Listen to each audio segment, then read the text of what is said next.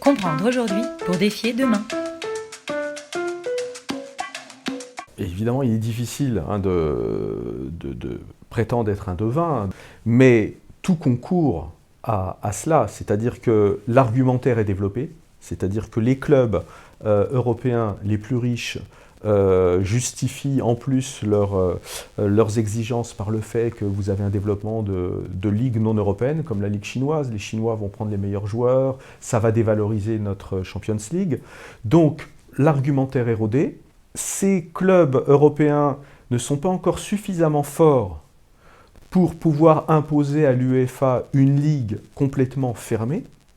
Ils ont encore besoin de clubs peut-être de taille moyenne, de taille intermédiaire, qui peuvent espérer s'insérer, faire partie justement des invités surprises, faire partie des 4 ou 8 équipes qui pourraient faire partie de la Champions League. Donc c'est quelque chose qui peut expliquer que les clubs de taille moyenne, les champions de Turquie, champions de Russie, qui a priori ne sont pas supposés faire partie de l'Euroleague, expliquer pourquoi ces clubs-là, ces ligues ne s'opposent pas. Mais à terme, il paraît évident qu'une fois que cette ligue semi-fermée existera, le mouvement naturel, c'est de la fermer complètement.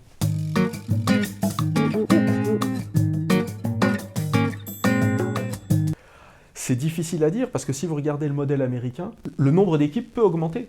Le nombre d'équipes dans les ligues professionnelles a augmenté. C'est tout simplement ce que le marché peut absorber.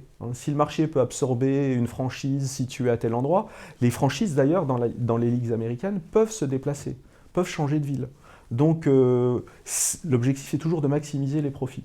Donc s'il y a une ville qui est plus accueillante, qui permet d'offrir plus de revenus à la ligue et à la franchise, bah, évidemment, on déplace géographiquement, il y a une mobilité géographique.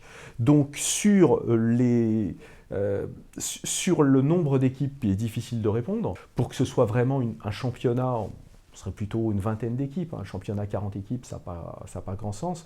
Et à partir du moment où c'est complètement fermé, voilà, c'est peut-être 18-20 équipes. Mais bon, on peut imaginer aussi, pourquoi pas. Donc, je vous dis, je ne peux pas prétendre être un devin. 2 espèces de poules de 16 équipes, ou des divisions géographiques, comme il existe dans les championnats américains, où il y aurait, si le marché peut absorber 32 équipes, comme c'est prévu actuellement, bah, pourquoi pas.